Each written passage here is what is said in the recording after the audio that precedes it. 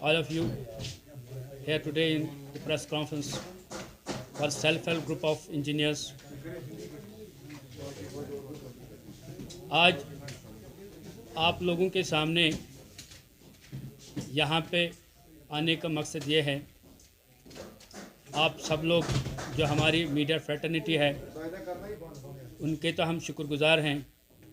जो हमारा scheme self help group of engineer scheme थी, लेकिन शायद कुछ हमारे जो यहाँ पे फ्रेंड्स हैं उनको इस स्कीम के बारे में नॉलेज नहीं होगी कि ये स्कीम किस बुनियाद पे बन गई थी, किस लिए बनाई गई थी और कब बन गई थी।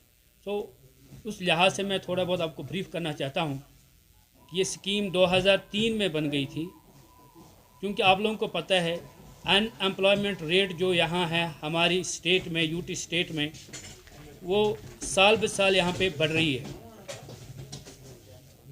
2003 में जब हम लोग यहाँ पे एजुटेशन कर रहे थे कि हमें एक गवर्नमेंट जॉब दिया जाए अनएम्प्लॉयड टेक्नोक्रेट्स को, उस वक्त की जो गवर्नमेंट थी उन्होंने हमसे ये कहा कि हम सबको जॉब तो नहीं दे सकते हैं, हम एक स्कीम लॉन्च कर रहे हैं आप लोगों के लिए जिसका नाम रखा गया self help group of engineers.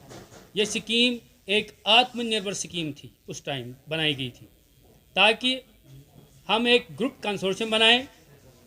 हमारी फर्म रजिस्टर्ड है, डिस्ट्रिक्ट इंडस्ट्रीज़ ऑफिस में है, और उसके बाद हमें सेल्स टैक्स डिपार्टमेंट में रजिस्ट्रेशन करनी पड़ती है, पैन हमें बनाना पड़ता है।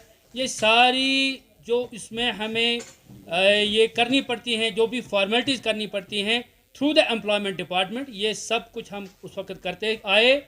और जो अनएम्प्लॉयमेंट टेक्नोक्रेट्स हैं इसमें तब से लेके आज तक, उनके लिए ये एक रोज़गार का ज़रिया बन गया था। वो कभी कोई अगर 1500 रुपये पे सेल्समैनशिप करता था, उसने आके वो छोड़ के इस स्कीम को ज्वाइन किया।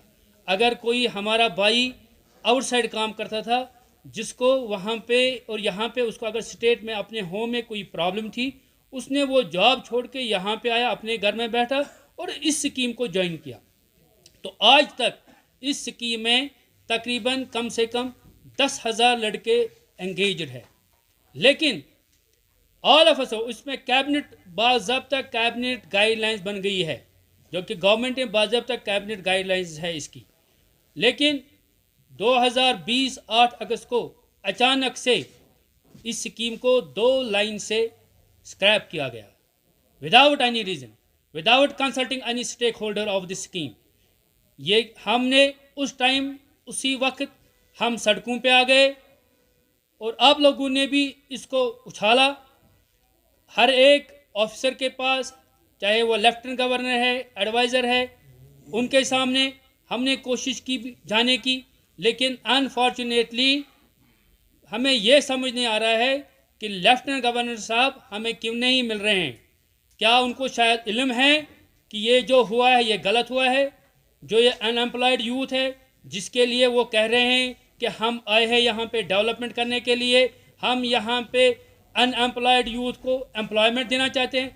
आपको पता ही होगा, रिसेंटली 6 फरवरी को हमारे लेफ्टिनेंट गवर्नर साहब ने हार्वर्ड इंडिया यूएस इनिशिएटिव की उन्होंने जो एड्रेस दिया उसमें उन्होंने कहा, I want to give the job opportunities around 80% of the youth, and he quote the Chanakya कि youth is the biggest power. अगर यूथ बिगेस्ट पावर है तो हमारे साथ नाइंसाफ़ी क्यों हो गई?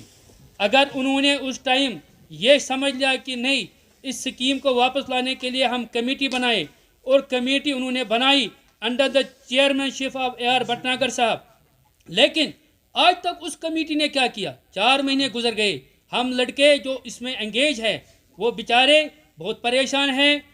Our families are now on the verge of starvation because we don't have now anything to earn for our livelihood. हम जाएं तो कहाँ जाएं? हम लेफ्टिनेंट गवर्नर साहब से, हम अपने जो हमारे यहाँ पे प्राइम मिनिस्टर ऑफ इंडिया है, होम मिनिस्टर ऑफ इंडिया है, उनसे आपके माध्यम से अपील कर रहे हैं कि इस स्कीम को मेहरबानी करके आप as early as possible restore कीजिए before it is too late, क्योंकि ये यूथ इसमें इन्वॉल्व है।